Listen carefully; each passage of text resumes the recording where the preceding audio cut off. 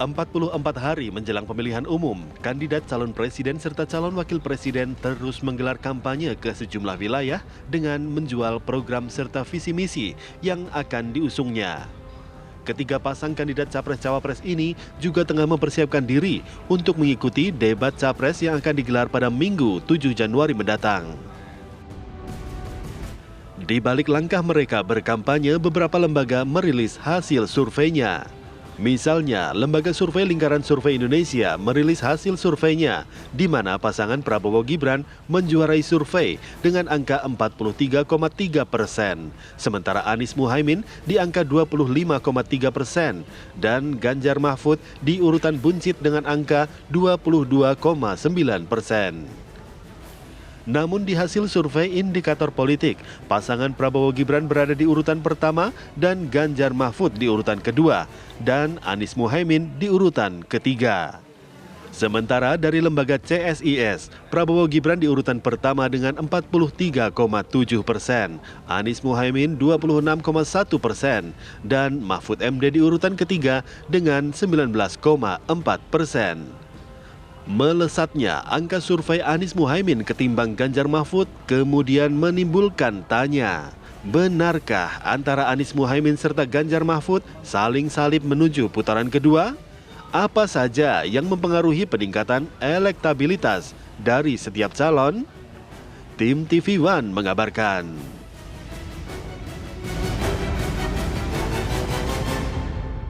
Anda sudah lihat tadi pada bulan Desember di bulan terakhir di 2023, beberapa lembaga survei melakukan survei dan juga langsung merilisnya. Anda juga sudah lihat hasilnya.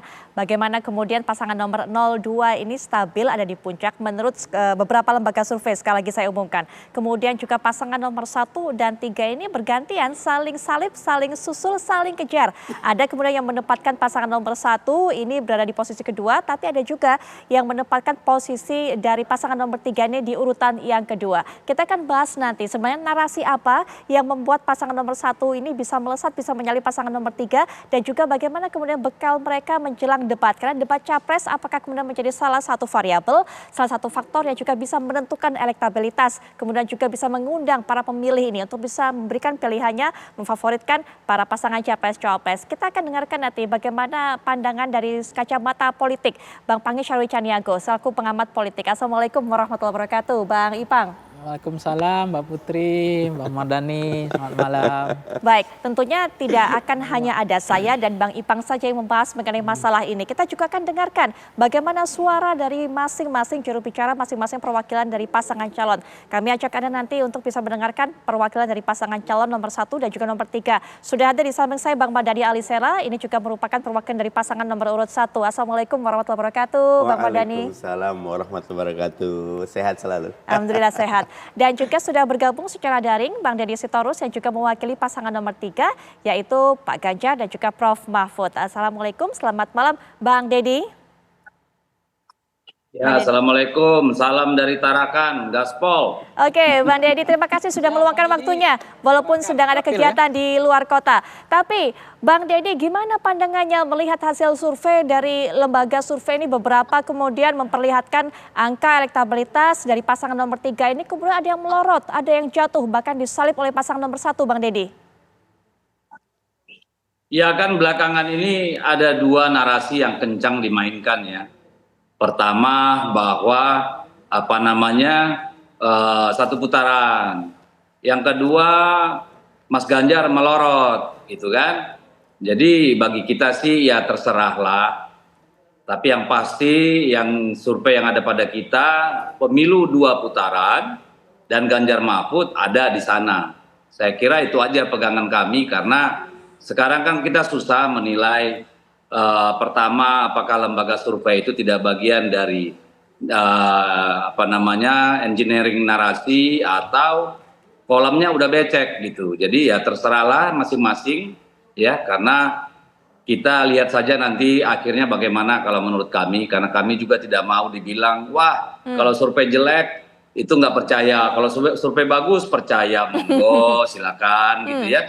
Tapi kami sangat meyakini berdasarkan survei yang kami buat dan beberapa lembaga yang kami minta untuk tidak merilis itu Ganjar Mahfud pasti ya, tidak ada yang pasti ya, tapi ada di putaran kedua, itu aja. Bang, tapi kenapa sih Bang ada yang meniupkan narasi satu putaran, apa dampaknya dan juga apa efeknya untuk pasangan nomor 3 ini Bang Deddy? Ya kan begini, mungkin ada pihak yang merasa jauh lebih sulit ya ketika kalau Mas Ganjar Mahfud yang masuk ke putaran kedua gitu ya. Itu yang saya kira ingin ya, didorong supaya pasangan Ganjar Mahfud ini pendukungnya jadi nggak percaya diri, udah kayaknya kalah, mending ke lain hati, atau ya udah nggak usah nyoblos. Ini kan narasi jahat yang coba di-engineering oleh pihak-pihak yang berkepentingan dengan itu. Tetapi kan kita melihat sendiri bagaimana agresifnya di lapangan gitu ya. Kalau memang sudah unggul kan, kalau tidak takut sama Ganjar Mahfud, saya kira tidak ada kejadian-kejadian yang aneh-aneh di Republik ini. Semua adem ayem gitu loh, nggak perlu misalnya ada yang getol bagi-bagi sembako keliling Indonesia, itu kan cuma menunjukkan tanda-tanda insecure gitu loh kalau menurut kami, Mbak. Baik, Pak Deddy mengatakan lebih takut kalau Pak Ganjar atau pasangan nomor 3 yang maju, berarti juga melemahkan pasangan nomor 1 dong, Mbak Dhani silakan. Nggak kenapa namanya usaha kan. Kalau saya menilai semuanya masih dinamis dan ini sehat. Karena semua tidak ada yang lempar handuk ya. Oke. 02 tentu makin semangat untuk satu putaran. Kami makin semangat masuk putaran kedua. Ya. Harapan kami Bang Deddy dan tim melihat semangat itu luar biasa. Dan ini akan jadi pertarungan yang menarik. Nah, kata kuncinya nanti mana yang paling bisa untuk menarik perhatian publik. Kami bersyukur momentumnya dapat. Contoh program Desak Anies. Itu program murah, meriah, berkah. Ya. Cuma klub kecil, tapi muatannya itu betul-betul mencerdaskan.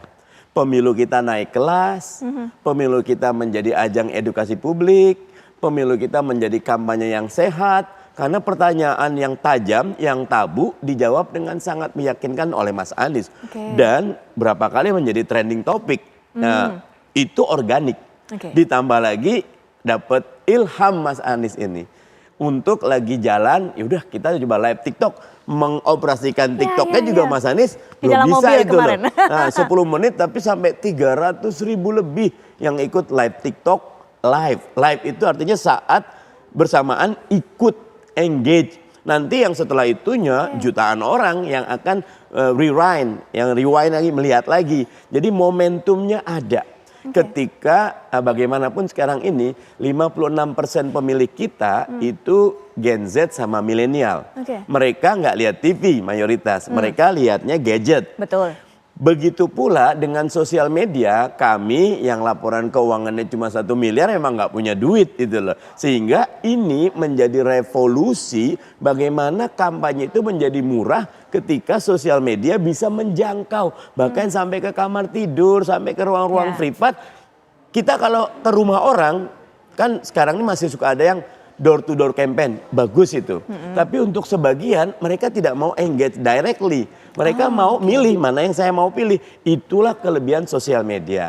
Yang kami bersyukur momentum itu ada di Amin nomor 1. Baik, ini bicara soal momentum, ini juga bicara mengenai triknya, caranya untuk bisa katanya Bang Mardhani tadi menarik perhatian dari masyarakat, menarik perhatian dari para pemilih. Lalu bagaimana dengan narasi-narasi semuanya yang didengungkan? Baik itu oleh pasangan nomor 1, 2, 3, pengaruhkah ke elektabilitas mereka selama ini? Nanti Bang Ipang akan bisa berikan pandangannya, tapi setelah jeda kami sudah kembali saat lagi.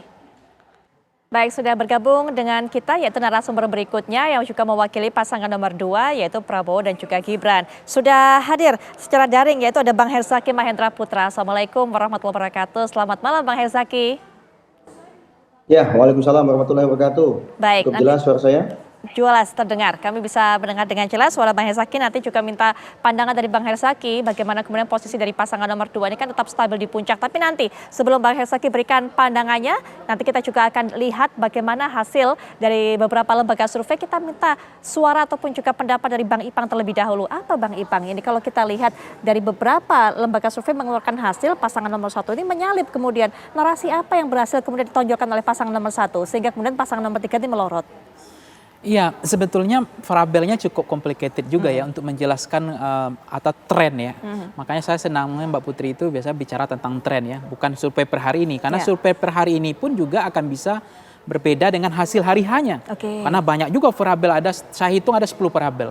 Itu menyebabkan hasil-hasil survei kita kadang-kadang di hari hanya akan berbeda. Itu yang pertama. Yang kedua adalah secara komposisi jumlah partai, jadi tim Amin lebih besar juga. Ada 3 partai dan itu partai parlemen kan. Walaupun di Ganjar hanya P3 dan PDIP. Itu dari komposisi jumlah partai koalisi termasuk korelasinya dengan caleg yang akan mensosialisasikan, yang akan face to face, yang akan say hello, menyalami, menyapa masyarakat untuk mengkampanyekan calon presidennya. Apakah itu caleg dari Nasdem, PKS maupun dari dari satu lagi PKB. Ya, itu kan masif juga gerakan itu. Nah, yang ketiga adalah positioning. Positioningnya Pak Anies juga sangat diuntungkan karena posisi beliau mengajukan perubahan itu kan ide yang sangat segar. Ketika ada gagasan, pikiran, wawasan dan cara berpikir beliau itu disesuaikan dengan alam pikiran jeroan selera rakyat. Apa yang hari-hari dihadapi oleh masyarakat yang belum teratasi selama ini. Misal kenaikan harga BBM, kemudian kenaikan gas LPG, listrik, biaya pendidikan yang mahal, kenaikan pajak, kenaikan sembako, BBM itu kan kenaikan semua, Mbak. Maka ada goyonan masyarakat bilang yang nggak naik cuma satu katanya, celana pendek yang nggak naik. Nah itu lebih tertarik masyarakat bicara IKN. IKN kan hanya 5% orang akan menikmati kan. Itu pun kalau orang berangkat ke Kalimantannya. Bahkan kalau mohon maaf ya orang Jakarta aja ke Ancol aja susah kadang-kadang. Ya kan? Belum kalau kereta cepat hanya berapa persen yang menikmati? Paling 3% yang menikmati WOS itu kan. Kemudian fasilitas-fasilitas yang lain juga nggak akan dinikmati. Tol yang punya mobil berapa persen? Nah, artinya yang hari-hari mereka hadapi itu ditangkap dengan gagasan yang cukup bagus bagi Anies. Ini soal selera, gagasan pikiran yang hari ini masyarakat sedang hadapi. Bagaimana kemampuan Anies untuk mengatasi problem mereka. Dan di situ ada harapan, ada janji, ada isu-isu yang segar. Nah, itu menjadi penting. Yang ketiga adalah saya membaca juga soal hari ini kan adalah kemampuan dari tim Anies itu untuk mencoba, istilahnya itu adalah pergerakan yang cukup masif untuk mengubah undecided tadi. Undecided, swing sama strong voters. Jangankan undecided sama swing, Mbak. Strong voters pun kalau melihat pergerakan Anies yang begitu masif seperti ini, gagasan, pikiran, mereka buka-bukaan, belak-belakan, nggak ada batas, mereka ingin bersosialisasi, ngomong ingin sama dengan Gen Z milenial tanpa batas, tanpa jarak, tanpa ada topeng, tanpa ada bedakan, maksudnya tidak ada polesan, artinya asli, genuine apa adanya. Itu juga strong voters pun bisa berubah, Mbak Putri. Jangankan swing, apalagi hari ini ada pendekatan kemampuan tim Anies untuk mencoba mungkin ya, untuk terus menggerus undecided ini, sama swing sama strong votersnya. Kemudian yang ketiga adalah tidak kalah pentingnya saya lihat adalah kemampuan Anies untuk mempengaruhi influence. Influencernya ini termasuk tokoh-tokoh nasional seperti Pak JK, itu kan juga akan berdampak pengaruh juga. Ditambah memang yang dibilang Bang Mardhani tadi ada tokoh-tokoh influencer yang memang tidak bisa dibayar, katanya kan influencer itu mahal, buzzer mahal. Spanduk kami nggak banyak karena kami nggak bisa cetak spanduk karena uang nggak ada. Kenapa kami di TikTok? Karena kami nggak punya logistik yang cukup memadai. Kami tidak. Tapi kan challenge-nya kerja keras untuk berpikir ketika sumber daya logistik yang tidak memadai itu akhirnya yang mengeluarkan ilmu-ilmu the power of kepepet tadi yang tidak diduga.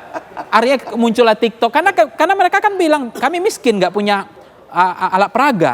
Nah, kami harus kampanye dengan TikTok. Kami harus mengakali cara berpikir bagaimana. Ini kan soal poin yang keempat kan begini Mbak Putri. Ini soal bagaimana memenangkan persepsi, memenangkan hati rakyat. Dan itu kan tidak hanya semata karena bagaimana soal kalau kekuatan di alat peraga, logistik mereka nggak kuat. Mungkin mereka cari cara lain. Nah, terakhir adalah juga kemampuan mereka yang tidak kalah pentingnya adalah partisipasi rakyat, ya, gerakan rakyat. Gerakan rakyat itu adalah gerakan yang betul-betul muncul dari relawan yang siap menjaga suaranya gatekeeper, menjaganya suaranya Pak Amin. Mau relawan mau dibayar, katanya sampai bilang relawan kami yang nggak dibayar, kami yang bayar karena memang nggak ada uang. Sehingga memang membuat gerakan partisipasi rakyat yang dari grassroots akar rumput itu juga berbahaya. Baik, Bang Ita. Nah, itu itu kalau kita lihat memang kelebihan dari pasangan satu. Sehingga ada beberapa lembaga survei kemudian yang menjelaskan datanya atau mengumumkan datanya pasangan satu menyalip pasangan tiga. Tapi ada juga masih kita lihat beberapa lembaga survei kemudian yang masih mengatakan bahwa pasangan nomor 3 memang masih lebih unggul dibanding pasangan nomor 1.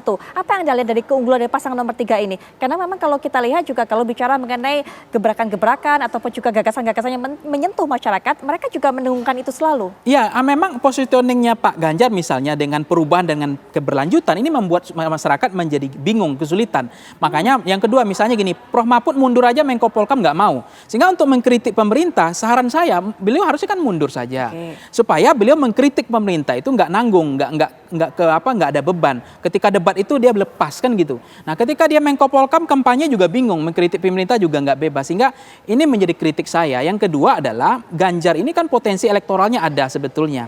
Cuma persoalannya hari ini adalah bagaimana misalnya P3 sudah mulai terjadi keterbelahan, perpecahan di dalam, misalnya saya nggak tahu siapa yang menciptakan itu, tapi itu desain, arsitekturnya pasti ada, itu bukan alamiah kan, itu dibentuk. Nah, itu kan menunjukkan soliditas di internal itu mengganggu. Ditambah dengan yang dibilang Bang Deddy Sitorus, mazhab bandwagon effect, itu bagaimanapun dalam perang, itu mengganggu opini publik, itu mengganggu relawan bekerja, mengganggu partai bekerja, tetapi kadang-kala saya meyakinkan sampai sekarang, pemilu presiden kita ini nggak bisa ditebak pemenang sampai sekarang. Sejauh ini, itu kacamata saya. Makanya saya katakan ini pemilu yang sangat kompetitif, masih sangat dinamis, dan kita tidak bisa tebak siapa pemenangnya. Jadi kalau kemudian ada mazhab bandwagon efek satu putaran, ada yang kemudian mengatakan bahwa ini pemilu sudah selesai, ini aklamasi, ini kan perang. Perang dalam konteks ya bagaimana memenangkan persepsi, memenangkan hati rakyat untuk meyakinkan bahwa mereka paling unggul gitu. Jadi sejauh yang saya cermati adalah manuver yang dilakukan Mas Ganjar. Ini kan yang terakhir yang kita paling hati-hati itu kan slip kalau ibarat mobil balapan motor ya F1 itu kan slip di tikungan terakhir. Itu yang berbahaya kan. Nah, semakin banyak melakukan istilahnya blunder-blunder, itu kan slip-slip yang harus dilakukan. Jadi kalau kita udah meyakinkan akan pegang trofi ya, tapi dia ujung-ujung di lap terakhir itu slip ya bahaya juga. Jadi sekarang bagi Anies punya misi, agenda Anies kan cuma satu, bagaimana masuk putaran kedua, bukan menang. Tapi bagi Pak Prabowo bagaimana menang satu putaran. Mas Ganjar juga berupaya hari ini supaya kita bisa masuk putaran kedua. Baik. Ini yang menjadi hambatan Pak Ganjar hari ini adalah saya melihat hasil survei mempengaruhi opini mereka. Yang kedua adalah artinya yang kedua adalah soliditas di internal partai pengusung P3 dan seterusnya. Sampai 2 poin itu, Bang Ipang, nanti 2 poin ini juga akan diberikan pandangannya atau ditanggapi oleh Bang Deddy. Tapi sebelum kita juga akan dengarkan Bang Hersaki, dari beberapa hasil yang dirilis oleh lembaga survei, yakinkah kemudian memang pasangan nomor 2 ini bisa menang satu putaran, Bang Hersaki, hingga saat ini? Ya, terima kasih Mbak. Kalau kita bicara mengenai hasil survei, bagaimanapun itu adalah upaya secara metodologis dan terukur ya, dan ilmiah juga untuk menangkap seperti apa suara atau hati nurani rakyat saat ini gitu. Tapi kalau bagi kami ya dari TKN 02, fokus kami saat ini adalah bekerja keras Mbak. Bagaimana kita terus turun ke rakyat, ke masyarakat, menyapa terus masyarakat, mensosialisasikan program-program kami, unggulan-unggulan kami yang bermanfaat buat masyarakat. Apapun hasil survei bagi kami saat ini tidak akan menurunkan motivasi kami. Misalnya saat ini bagus ya, tinggi misalnya, malah ada yang memprediksi satu putaran. Ya bagi kami biarkanlah rakyat yang menentukan nanti. 1 putaran, 2 putaran. Bagi kami ini bukan menjadi persoalan utama. Tapi yang penting bagi kami bagaimana kami bekerja semaksimal mungkin agar masyarakat, agar rakyat Indonesia makin banyak yang memahami program-program unggulan kami yang bermanfaat buat masyarakat. Jika misalnya nanti ternyata rakyat berkehendak ingin 1 putaran, ya alhamdulillah. Tapi katakanlah kalau kami ingin, kalau katakanlah rakyat inginnya itu 2 putaran gitu, ya bagi kami siap menghadapi siapapun karena bagi kami yang penting kita berkoalisi dengan rakyat gitu, Mbak. Ya bagaimana kita program-program kami ini ada makan siang gratis, ada sterilisasi, ada menyediakan air bersih di desa misalnya, ya pemeriksaan kesehatan gratis dan berbagai program lainnya. Ya ini kemudian benar-benar bisa menarik hati dan tadi suara dari rakyat tadi gitu. Baik. Nanti kita akan lanjutkan termasuk Pak Deddy silakan ditanggapi apa yang disampaikan tadi oleh Bang Ipang, masalah gagasan juga bagaimana kemudian bisa menarik perhatian rakyat dan juga soliditas dari faktor internal di pasangan nomor 3 sendiri yang memang kalau kita lihat sudah ada yang terpecah hingga saat ini. Nanti kita akan bahas lebih dalam, tapi setelah jeda kami sudah kembali.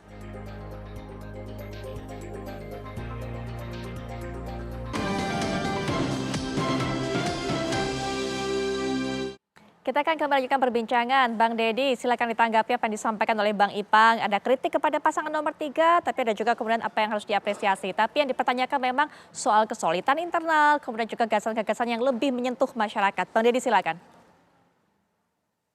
Saya kira kalau soal gagasan ya, secara konseptual, filosofis, dan teknokratis, apa yang ditawarkan Mas Ganjar itu sangat-sangat applicable gitu ya, sangat-sangat mungkin dilakukan dan sangat fundamental. Dia bicara soal ekosistem, misalnya soal kemiskinan. Beliau mendorong program satu keluarga satu sarjana, lalu sekolah khusus untuk anak-anak orang miskin gitu ya. Jadi itu yang akan diharapkan mengangkat derajat orang miskin gitu. Jadi setiap tidak sepanjang tahun menerima sembako, kita mau itu berkurang.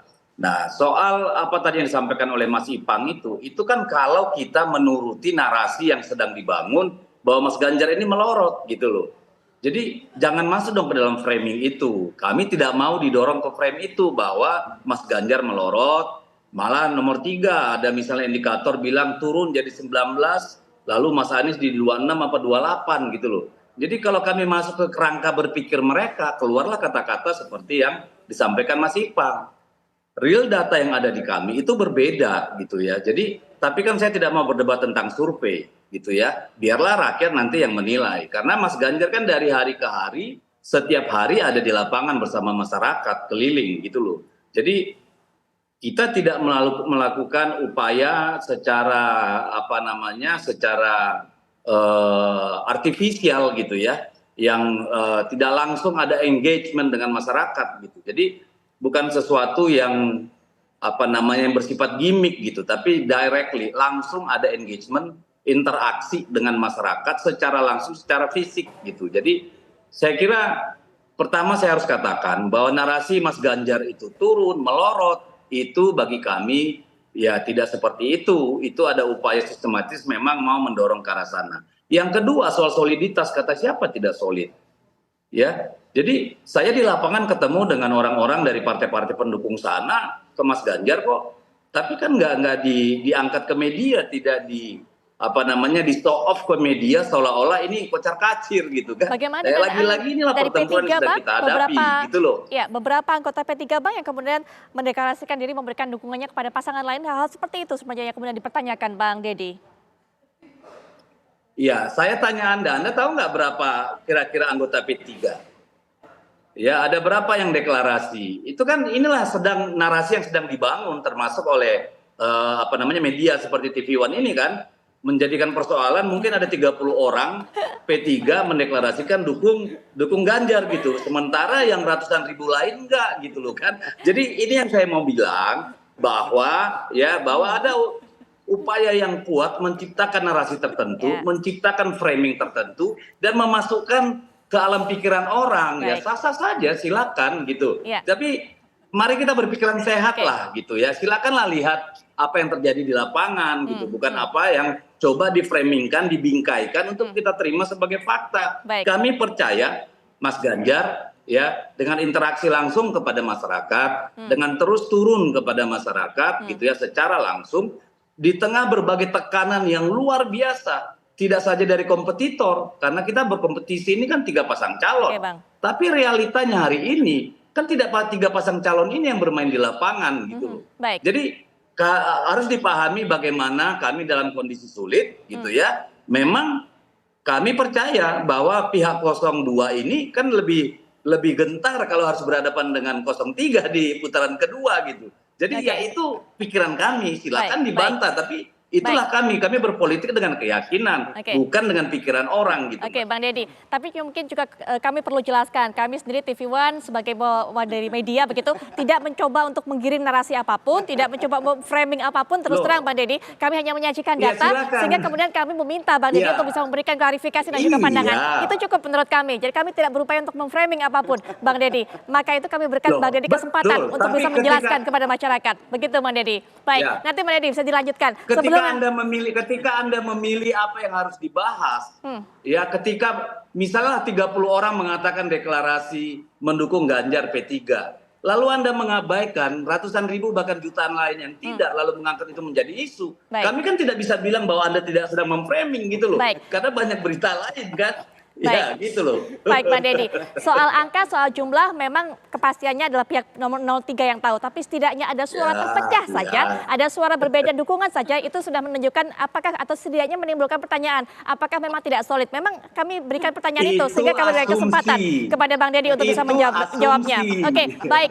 Baik, Pak Deddy. Mungkin sampai di sini. Sebelum Bang Deddy nanti berikan jawaban, Bang Ipang dulu bisa berikan tanggapan dari yang disampaikan oleh Bang Deddy. Iya, artinya sebenarnya saya nggak mau berdebat juga soal hasil survei ya, karena itu metode ilmiah yang terukur dengan tidak asumsi, tidak persepsi, ada metodologi, ada sampling frame-nya, ya, ada PSU-nya, ada quality control, ada spot check-nya banyak lah. Tapi intinya bahwa survei itu menjadi patokan silakan, itu boleh. Ya. Tetapi menjadi rujukan bahwa itu menang itu belum tentu. Dia hanya dijadikan sebagai strategi itu sangat bagus. Tapi kalau kemudian banyak hasil survei per hari ini, nanti dengan hasil H-nya bisa berbeda. Karena data diambil kan berbeda hasil hari H dengan hari ini gitu. Jadi akan banyak persoalan, ada isu, ada populisme, ada tadi gerakan rakyat, ada blunder, ada kemudian memberikan harapan baru terhadap rakyat, ada yang lain-lain. Jadi itu kan mempengaruhi, belum perilaku pemilih dan seterusnya. Yang kedua adalah soal Mas Ganjar. Kenapa elektabilitasnya, saya nggak menyebut melorot ya, tren pertumbuhannya nggak terjadi secara signifikan. Itu salah satunya Mbak Putri jawabannya sederhana.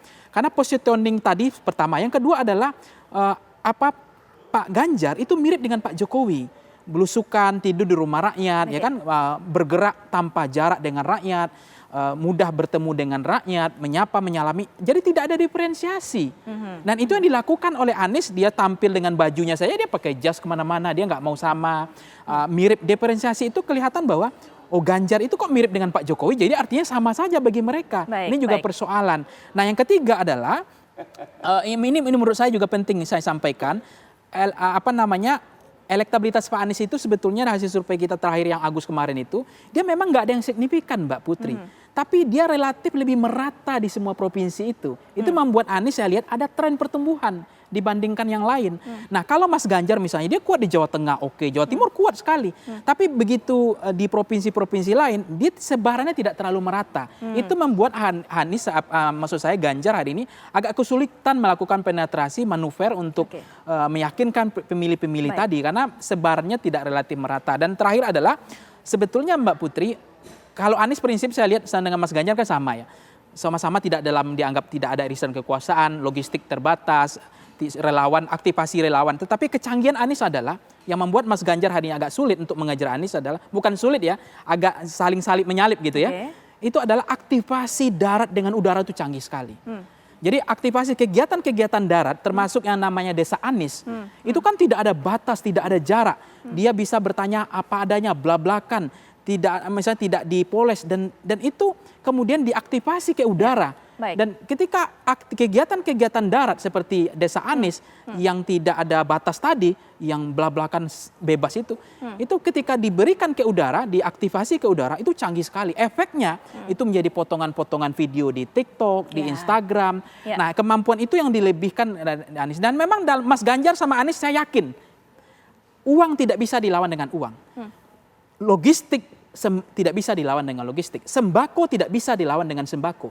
Tetapi itu bisa dilawan dengan gagasan, pikiran, wawasan yang cerdas. Bagaimana memenangkan persepsi, memenangkan hati rakyat itu beda dengan uang, beda dengan sembako. Baik, Bang Ipang. Sampai di situ terlebih dahulu. Nanti setelah jeda kita juga akan lebih perdalam lagi. Karena Bang Mardhani masih ada undecided voter, masih ada swing voter. Bagaimana kemudian upaya dari pasangan Amin ini untuk bisa menggait ini semua. Nanti kita juga dengarkan bagaimana pandangan Bang Herzaki, Bang Deddy juga tentunya setelah jeda. Kami sudah kembali saat lagi. Kita kembali lagi lanjutkan perbincangan bicara mengenai upaya masing-masing capres, cawapres ini untuk bisa memikat hati para pemilih. Ada juga tadi sebelum jeda sudah saya singgung Bang Mardhani, masalah undecided voter, masalah swing voter, pasangan Amin bagaimana strateginya? Iya, yang pertama tentu kampanye ini figur menentukan. Tapi figur rata-rata dengan sudah tinggal 3 pasang udah mentok. Tinggal apa pesannya? Nah, kami di Amin tegas, perubahan. Turunannya adalah bagaimana kita menangkap. Misal, sementara ini sekarang nih pupuk itu buat petani susah. Tadi saya baca di 11 provinsi Mentan teriakan petani satu, langka pupuk. Padahal subsidi pupuknya besar. Ternyata subsidinya ke pabrik, tidak ke petani. Kami harus ke petani. Nah, pesan perubahan itu kami coba turunkan dalam bentuk yang lebih praktis, termasuk tadi udah Pangi ngangkat tentang desak Anies. Mbak Putri kalau lihat desak Anies itu ada pertanyaan, kami mewakili pendukung LGBT, apa pendapat Mas Anies terhadap LGBT? Mas Anies jawabnya demikian santun, tapi Indonesia itu negara religius karena kita negara berdasarkan Pancasila. Sila pertamanya ketuhanan yang Maha Esa. Karena itu negara amat mendengar apa pendapat agama terhadap ini. 6 agama, Islam, Protestan, Katolik, Hindu, Buddha, Konghucu, 6-6-nya melarang LGBT. Jadi negara wajib melarang LGBT. Bagaimana kalau kerja? Oh, kalau itu tidak boleh ada diskriminasi. Ada yang nanya, Mas Anies saya kafir. Saya kaget juga, padahal bukan Islam maksudnya. Berani nggak Mas Anies mencabut SKB 3 menteri? Nah maksudnya jelas, selama saya jadi gubernur, SKB 3 menteri tidak pernah ada masalah. Masalahnya adalah gubernur atau kepala daerah mau turun tidak membereskan. Saya membereskan nih MB buat masjid, buat gereja, buat kuil, buat pura. Ketika kita mau dialog komunikasi, masalah selesai. SKB-nya tidak masalah. Nah yang tadi Bang Mangi bilang, kita punya pesan perubahan. Saya kagum loh, yang Dedi bilang betul. Pak Mahfud membacakan 21 program waktu terakhir debat itu. Bagus-bagus, tetapi buat publik jangankan 21, 2 aja udah kepusingan. Nah kami coba turunkan, ada prinsip content is the king, distribution is the king kong. Yang pentingnya itu distribusinya. Kayak misal Mas Anies, Wakanda no more, Indonesia forever. Nyari punch yang seperti itu yang disukai. Terakhir Mas Anies dengan TikTok live-nya jadi K-popers, ya. Makanya ganti nama Park Nice, Park Imin. Wajahnya dijadiin kayak Lee Min Ho atau apa, monggo aja. Nah kita justru melihat bagaimana bisa berubah kalau pesan kita nggak nyampe. Dan untuk nyampe, apalagi generasi Gen Z sama milenial tuh ambil kalau TikTok 30 detik, IG juga rata-rata 15-30 detik. Jadi dalam waktu singkat itu bisa dapat, itu tantangan yang tidak mudah. Tapi kami coba terus melihat karena penetrasi internet kita yang jumlah handphone di Indonesia 2 kali jumlah penduduk. Saya pernah ke Wonogiri, ketemu Mbah Sadiman umur 70, lihat YouTube dan tahu perkembangan. Karena itu kami yakin yang ada sekarang ini bagaimana kita mengemas pesan perubahan itu dengan tepat, menarik sampai orang sadar. Kita dukung perubahan. Baik. Selanjutnya juga dari Bang Hersaki. Konten penting, visi misi penting, tapi tidak kalah pentingnya adalah Bang Hersaki menyampaikan konten tersebut, menyampaikan visi misi tersebut sehingga kemudian bisa menarik hati bukan hanya pemilih yang memang sudah cukup setia dengan pasangan nomor 2, tapi juga undecided tadi dan juga swing voter. Bang Hersaki, strateginya mungkin singkat untuk menutup perjumpaan kita atau perbincangan kita di segmen ini. Ya, terima kasih Mbak. Kalau bagi kami, bagaimanapun saat ini memang kami sudah unggul di rumah saat ini sudah banyak yang memilih kami. Sekarang upaya yang kami lakukan bukan lagi mencari suara, tetapi lebih kepada menjaga dan mengamankan suara. Bagaimana para pemilih, para masyarakat, rakyat yang telah memilih kami di rumah, ketika berbagai survei ini melakukan simulasi menggunakan kata suara, itu kemudian datang ke TPS dan memilih kami, dan bagaimana suara kami ini aman, Mbak. Tidak geser ke kiri kanan atau tidak dicolong oleh yang lain. Jadi ini yang menjadi prioritas kami saat ini. Kalau kita bicara mengenai kemasan, kita bicara mengenai konten bagaimanapun, fokus kami seperti yang disampaikan misalnya oleh salah satu, kalau nggak salah itu stand up comedy ya, yang namanya Kiki ya, Kiki Saputri itu menyampaikan kalau pasangan 02 ini fokus menyampaikan visi misi dan program kerja serta gagasan. Kami memang itulah yang kami lakukan. Kami tidak berniat menyerang kiri kanan, kami fokus saja. Ini visi misi kami, ini gagasan kami, ini program kami bermanfaat buat masyarakat, dan kami yakini ternyata sampai dengan saat ini mendapatkan respon yang sangat luas dari publik. Jadi menurut kami ya don't chase the strategi atau don't chase the winning team gitu. Ini akan terus kami lakukan, fokus terus berbicara langsung kepada rakyat. Termasuk diantaranya forum debat nanti itu juga salah satu forum atau momentum yang akan sangat baik. Tetapi bagaimanapun keseharian tim kami di pusat sampai ke daerah ini turun ke grassroots. Jadi kalau bahasanya kami, Mbak, saya kan dari Pontianak Kalbar ini ada namanya bahasa susuk sasap. Jadi masuk dari rumah ke rumah kita. Jadi tim kami sudah datangin dari rumah ke rumah, bukan lagi sekedar sibuk di medsos. Itu udah bulan-bulan lalu, atau bahkan tahun lalu kami lakukan diskusi besar-besaran, misalnya yang menarik perhatian publik. Tapi kami benar-benar sudah fokus langsung ke grassroots, ke akar rumput, bertemu langsung dengan masyarakat. Nah, itu yang menjadi fokus kami saat ini. Ya, Dan baik. itu terbukti efektif. Oke, Bang Herzaki terima kasih, kemudian juga Bang Mardhani terima kasih sudah memberikan pandangannya mengenai hal ini. Bang Deddy terima kasih juga, tapi Bang Deddy masih bersama kami ya. Nanti setelah jeda ada satu perbincangan lagi yang juga akan kita bahas Bang Deddy bersama Bang Ipang juga, nanti bersama rekan kami Ken Ana. Silakan Ken Ana nanti juga akan menyampaikan kepada Anda pemirsa tema apa yang akan dibahas bersama Bang Deddy Sitorus dan juga Bang Ipang tentunya setelah jeda. Ken. Ya betul sekali Putri Viola dan juga pemirsa, usai jeda kita akan membahas mengenai instruksi dari Ketua Umum PDI Perjuangan kepada caleg dari partainya untuk bisa memperoleh suara yang sama besarnya untuk calon presiden dan juga calon wakil presiden nomor urut 3 Ganjar Pranowo dan juga Mahfud MD. Benarkah demikian? Usai jeda kami hadirkan perbincangan selengkapnya untuk Anda.